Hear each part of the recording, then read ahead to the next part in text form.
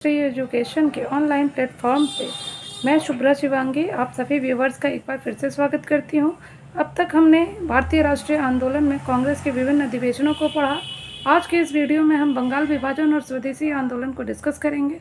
तो चलिए शुरू करते हैं और बड़े ही शॉर्टकट तरीके से हम उसको बहुत क्लियर हो जाएगा सारा कॉन्सेप्ट, जो कि प्रश्न के माध्यम से इसका हम जवाब तलाशेंगे।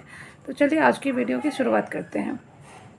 पहला प्रश्न है, बंग भंग आंदोलन कब शुरू हुआ? तो ब्रिटिश सरकार ने 19 जुलाई 1905 को बंगाल विभाजन के निर्णय की घोषणा कर दी थी और 7 अगस्त 1905 को कलकत्ता के टाउन हॉल में इसी निर्णय के विरोध में एक ऐतिहासिक बैठक में स्वदेशी आंदोलन की विधिवत घोषणा कर दी गई। चूँकि बंगाल के लोग नहीं चाहते थे कि बंगाल का विभाजन किया जाए, इसलिए इसके विरोध में टाउन हॉल में इसका एक स्वदेशी आंदोलन की घोषणा कर दी गई और इसी के बाद से बंगाल के विभिन्न क्षेत्रों में बंग भंग आंदोलन की शुरुआत हो गई।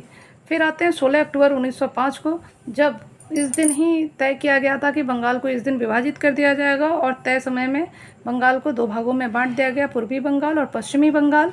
और इस दिन को पूरे बंगाल में शोक दिवस के रूप में मनाया गया। सारे लोगों ने उस दिन उपवास रखा, एक दूसरे को राखी बांधा, गंगा स्नान किया और इस अलग अलग तरीके से अंग्रेज़ों के खिलाफ विरोध का प्रदर्शन किया।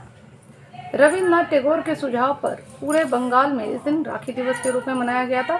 विभाजन के बाद बंगाल पूर्वी और पश्चिमी बंगाल में बंट गया था। पूर्वी बंगाल और असम को मिलाकर एक नया प्रांत बनाया गया था, जिसमें राजशाही, चटगांव, ढाका और इन शहरों को शामिल कर लिया गया था और इस प्रांत का मुख्यालय ढाका में बनाया गया, जो वर्तमान में अभी बांग्लादेश है। दूसरे भाग में पश्चिम बंगाल, उड़ीसा और बिहार शामिल थे। जो अभी का हमारा जो पश्चिम बंगाल है वो हमारा जो अभी वर्तमान में बिहार है और उड़ीसा, इन तीनों को मिलाकर पश्चिम बंगाल में ही शामिल कर लिया गया था। अब आते हैं हम अगले प्रश्न की तरफ, यानी कि 1905 ईस्वी में बंगाल विभाजन किस वायसराय ने किया था या किसके कार्यकाल में ये हुआ था? तो बंगाल विभाजन लॉर्ड कर्जन के कार्यकाल में हुआ था 1905 ईस्वी में और इसका कार्यकाल था 1899 से 1905 ईस्वी तक का। इस निर्णय की घोषणा 19 जुलाई 1905 को किया गया था कि बंगाल को जो है 16 अक्टूबर को बांट दिया जाएगा। लेकिन 1911 ईस्वी में भारी विरोध को देखते हुए जो दिल्ली दरबार का आयोजन किया गया था, उसमें बंगाल विभाजन को निरस्त कर दिया जाता है। अब आते हैं, बंगाल के विभाजन के समय बंगाल का लेफ्टिनेंट गवर्नर कौन था? तो ये तो थे गवर्नर जनरल, वायसराय कहा जाए, चूँकि 1858 से गवर्नर जनरल के पद को ख़त्म करके वायसराय का पद बना दिया गया था। तो वायसराय थे भारत के लॉर्ड कर्जन, जबकि बंगाल के जो लेफ्टिनेंट गवर्नर थे, एलजी थे, वो थे सर एंड्रयू फ्रेजर, जिनका कार्यकाल था 1903 से 1908 का। अगला प्रश्न आता है, किसने बंगाल विभाजन के विरोध में हुए आंदोलन का नेतृत्व किया था? तो इसका नेतृत्व किया था सुरेंद्रनाथ बैनर्जी ने। बंगाल विभाजन के बाद ही जो है बंग भंग के बाद बंग भंग आंदोलन, या उसे ही स्वदेशी आंदोलन कहते हैं, उसकी शुरुआत की गई थी। अब अगला प्रश्न है, कौन स्वदेशी आंदोलन का आलोचक था और पूर्व तथा पश्चिम के मध्य एक बेहतर संबंध का भी समर्थक था? वो थे रविन्द्रनाथ टैगोर। उनका मानना था कि अगर हम पूर्व और पश्चिम दोनों ही क्षेत्रों के बीच का एक रास्ता निकाला जाए तो ये ज़्यादा बेहतर हो सकता है, हमारा संबंध ज़्यादा बेहतर हो सकता है, और ये जो है कहना था रविन्द्रनाथ टैगोर का। अब है, बंगाल में ब्रिटिश वस्तुओं के बहिष्कार का सुझाव सर्वप्रथम किसने दिया था? चूँकि स्वदेशी आंदोलन का मुख्य जो मुद्दा था, हिंदू था, उसमें था कि हम अपने सिर्फ स्वदेशी चीज़ों का ही इस्तेमाल करेंगे और जितने भी विदेशी हैं या अंग्रेज़ों के बनाए हुए प्रोडक्ट हैं उनका बहिष्कार करेंगे, चाहे यहाँ तक कि उनके स्कूल कॉलेज तक का भी, सरकारी नौकरियों का भी बहिष्कार किया जाएगा। तो ये सुझाव सर्वप्रथम दिया था कृष्ण कुमार मित्र ने। बंगाल विभाजन के प्रस्ताव के विरोध में बांग्ला पत्रिका संजीवनी के संपादक कृष्ण कुमार मित्र ने अपनी पत्रिका के 13 जुलाई 1905 के अंक में सर्वप्रथम ये सुझाव दिया था कि लोगों को सारे ब्रिटिश वस्तुओं का बहिष्कार करना चाहिए, उस दिन शोक मनाना चाहिए और सरकारी अधिकारियों और सरकारी संस्थाओं के से सभी संपर्क तोड़ लेना चाहिए। क्योंकि इनका मानना था कि यदि हम उन्हें आर्थिक रूप से क्षति पहुंचाते हैं, उनके काम में हम उनका सहयोग नहीं करते हैं, तो वो ज़्यादा दिन इस चीज़ों को झेल नहीं पाएंगे। उनके इस सुझाव का समर्थन बागेरहाट है जो खुलना जिला का एक भाग है कि 16 जुलाई 1905 की जनसभा के द्वारा ये किया गया था, समर्थन किया गया था। अब आते हैं अगले प्रश्न की तरफ, जो है भारतीयों के विरोध के कारण फिर कब बंगाल को एकीकृत कर दिया गया था। तो अभी जस्ट हमने पढ़ा 1911 के दिल्ली दरबार में वापस से बंगाल का जो है एकीकरण हो गया था। अभी ब्रिटिश वस्तुओं के बहिष्कार को राष्ट्रीय नीति के रूप में कब अपनाया गया था। तो लॉर्ड कर्जन ने जो 19 जुलाई 1905 को बंगाल विभाजन की घोषणा की थी, जिसके परिणाम स्वरूप 7 अगस्त 1905 को कलकत्ता के टाउन हॉल में स्वदेशी आंदोलन की घोषणा की गई और इसी बैठक में ऐतिहासिक बहिष्कार प्रस्ताव पारित कर दिया गया था, जिसमें ब्रिटिश वस्तुओं के बहिष्कार को राष्ट्रीय नीति के रूप में अपनाया गया। अब अगला सवाल है कि बंगाल का विभाजन मुख्यतः क्यों किया गया था या क्या आवश्यकता था बंगाल के विभाजन को करने का।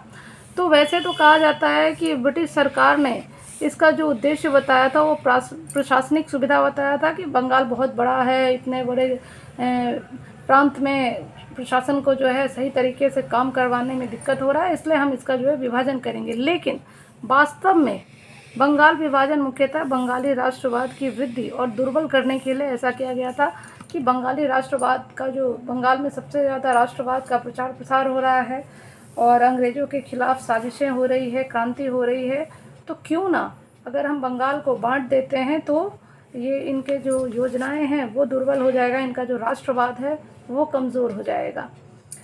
तत्कालीन वायसराय लॉर्ड कर्जन के अनुसार अंग्रेजी हुकूमत का ये प्रयास कलकत्ता का सिंहासनाच्युत करना तथा बंगाली आबादी का बंटवारा करना था, एक ऐसे केंद्र को समाप्त करना था जहां से बंगाल और पूरे देश में कांग्रेस पार्टी का संचालन होता था और साजिशें रची जाती थी, यानी अंग्रेज़ों के खिलाफ साजिशें रची जाती थी, नए नई योजनाएं बनाई जाती थी और जिससे अंग्रेज़ काफ़ी परेशान थे। इसलिए वो चाहते थे कि क्यों ना इसको अलग अलग प्रांतों में बांट दिया जाए ताकि जिसका फ़ायदा अंग्रेज उठा सके। अब है बंगाल विभाजन को कब रद्द कर दिया गया। तो दिसंबर 1911 में ब्रिटिश सम्राट जॉर्ज पंचम और महारानी मेरी के भारत आगमन पर उनके स्वागत हेतु दिल्ली दरबार का आयोजन किया गया था और इसी दिल्ली दरबार में 12 दिसंबर 1911 को सम्राट ने बंगाल विभाजन को रद्द घोषित कर दिया। साथ ही कलकत्ता की जगह दिल्ली को भारत की नई राजधानी बनाए जाने की घोषणा की।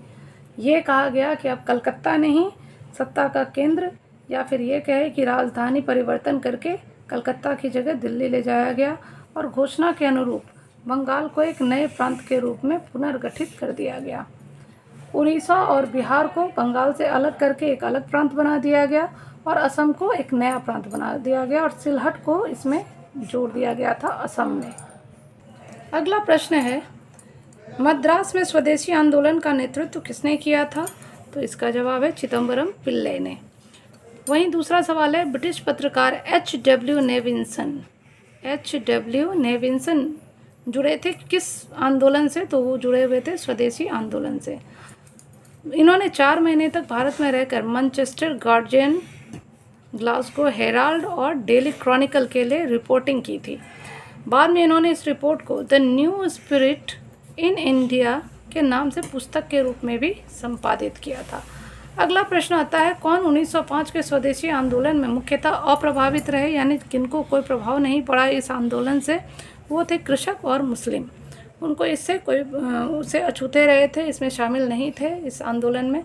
अगला है, किस आंदोलन के दौरान वंदे मातरम भारतीय राष्ट्रीय आंदोलन का शीर्षक गीत बना। वंदे मातरम, तो ये था स्वदेशी आंदोलन। इसमें वंदे मातरम का काफ़ी प्रचार प्रसार हुआ और लोग वंदे मातरम गीत काफ़ी गाते थे इस आंदोलन के दौरान। 16 अक्टूबर 1905 को पूरे बंगाल में शोक दिवस मनाया गया। घरों में चूल्हा नहीं जला, लोगों ने उपवास रखा और कलकत्ता में हड़ताल की घोषणा कर दी गई। सवेरे जत्थे के जत्थे लोगों ने गंगा स्नान किया और सड़कों पर वंदे मातरम गाते हुए प्रदर्शन करने लगे। लोगों ने एक दूसरे के हाथों पर राखियां बांधी और एकता का प्रदर्शन किया। अब आते हैं अगले सवाल की ओर। भारत की प्राचीन कलाओं को पुनर्जीवित करने के लिए एक Indian society of oriental art की स्थापना किसने की थी? तो ये किया था अवनींद्रनाथ टैगोर, जो रविन्द्रनाथ टैगोर के भाई थे। उन्होंने 1907 में अपने बड़े भाई गगनेंद्रनाथ के साथ मिलकर Indian society of oriental art की स्थापना की थी। जिसके द्वारा प्राच्य कला यानी प्राचीन जो हमारे कला थी उनके मूल्यों को पुनर्जीवित करने और आधुनिक भारतीय कला में नई चेतना को जागृत करने के लिए इस मंच का स्थापना किया गया था। अब है अगला सवाल, बंगाल विभाजन के विरुद्ध राष्ट्रवादियों ने कौन कौन से कार्यक्रम प्रारंभ किए थे? तो था बहिष्कार, स्वदेशी और राष्ट्रीय शिक्षा का कार्यक्रम। टैगोर के शांति निकेतन के तर्ज पर बंगाल में नेशनल कॉलेज की स्थापना की गई थी और बहुत कम समय में पूरे देश में अनेक राष्ट्रीय विद्यालयों की भी स्थापना की गई थी।